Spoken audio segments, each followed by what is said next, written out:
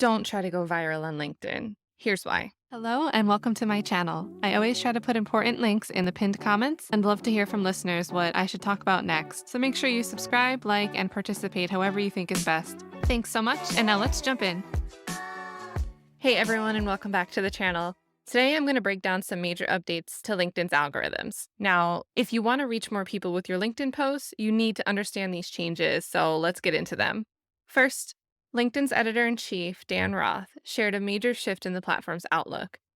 They don't want you to go viral. It's not the aim of the platform. In fact, he says if you want to do that, you should go to another platform.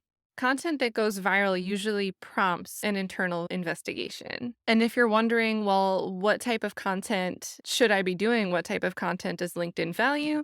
The answer is knowledge and advice. And whether LinkedIn is your main platform or one that you just hop on here and there, you shouldn't be approaching it the same way you'd approach TikTok or Instagram, where people are trying to go viral. People want to get a ton of comments, people want a ton of engagement. It's not going to work exactly the same on LinkedIn. But why the change, you might ask? Well, LinkedIn has seen a mass 42% increase in content shared and a 27% increase in content viewed from 2021 to 2023. And during the pandemic, the content seemed to start to become more personal. People were posting more family pictures, selfies of themselves. And I remember noticing this too. I think I even said at some point, it's starting to look a lot more like Facebook. And this naturally led to people coming along and trying to game the system. And you did start to see this wave of people complaining that they want posts that help them improve their career development, their personal goals, and work towards different aspirations, things that are quite different from the reason someone might be on Facebook or other platforms scrolling and scrolling. And LinkedIn responded to that. That's where these changes are coming from. So let's dive into the specifics. So there's two main changes that you should be aware of. So first, if you post on LinkedIn, your followers are now more likely to see your content. This is in response to user feedback where people expressed that they wanted to see content from people that they know and care about. They estimate this increase in users viewing posts from their connections to be 10%.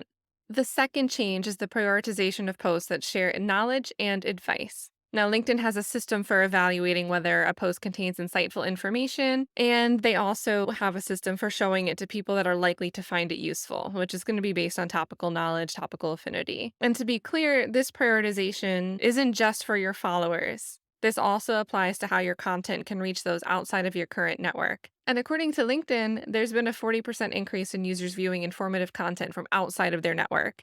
And every algorithm is going to have several metrics, but some of the key metrics that LinkedIn uses to identify what qualifies as knowledge and advice are the following.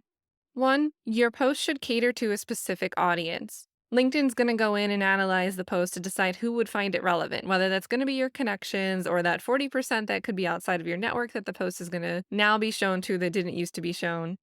Secondly, the author should be writing about their core subject area. LinkedIn is going to check if you're an authority on the topic you've posted about. Now, I don't know if you've realized about a year ago already, it's been for a while. There's a feature where you can choose to display 5 topics that you talk about, and it'll say on your profile, Kat Wagner talks about social media marketing. Say it like whatever it is for you.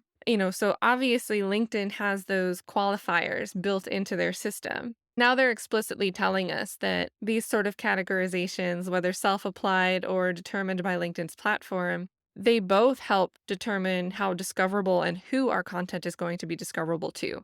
And lastly, and this is my favorite part because it's something that has kind of been grating my gears for a little bit. I'm not a fan of the method of go and comment on people's posts for the sake of engaging with them to be seen and grow your network. And it's very common on Instagram, it's very common on Twitter. It started to become very, very common on LinkedIn. As soon as a post started to get 100 or so likes, all of a sudden a wave of people would show up and being like, great post, thanks for sharing. This is so true. And it's not to say that someone reacting with a genuine, thank you, this is a great post, isn't a genuine comment. But there was a whole philosophy erupting in the social media growth world that was educating people to just go out and comment for the sake of commenting. It's really disrupted my experience on platforms like Instagram, to be honest. And LinkedIn is taking note of this, and they're looking for meaningful comments. So they want to see signals that a post is getting comments that are more substantive responses to the content of the actual post. So if someone leaves a comment saying, I really like this. Here's my thoughts on it. And then they spell out a sentence of their thoughts in regards to the content of the post. That's going to be a much more powerful signal than, wow, you made some really great points here. Thanks so much for sharing.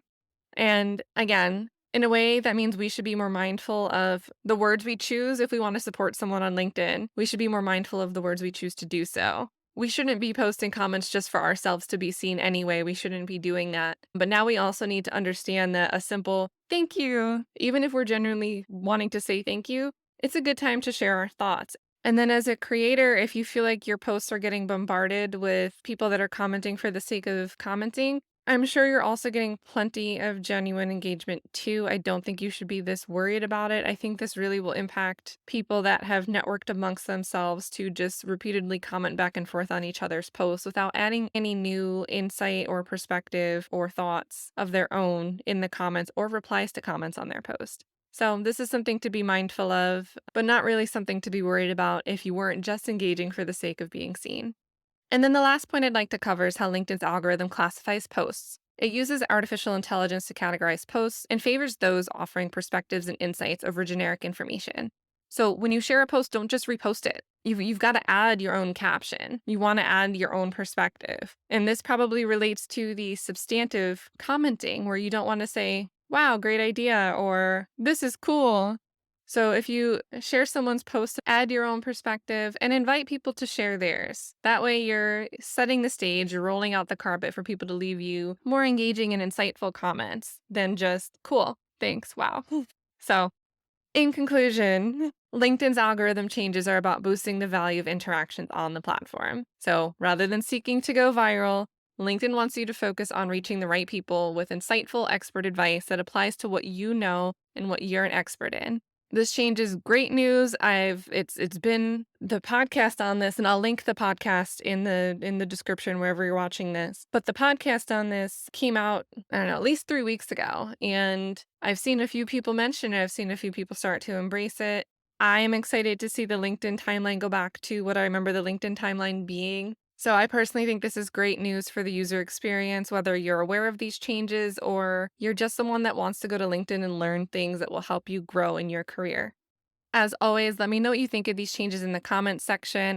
I'd also love to know if you've noticed a flood of people commenting on viral posts for the sake of commenting on a viral post. It's something that's in the marketing space, I can't believe so many marketers are doing. And it's working for growth, but I'm not really sure it's working to translate on the back end to a true tangible goal of growing their business. If you've noticed that, let me know. What are your thoughts on it? What do you think of these LinkedIn changes? And that's all I have for this update. Thank you so much for watching, and I'll see you in the next video.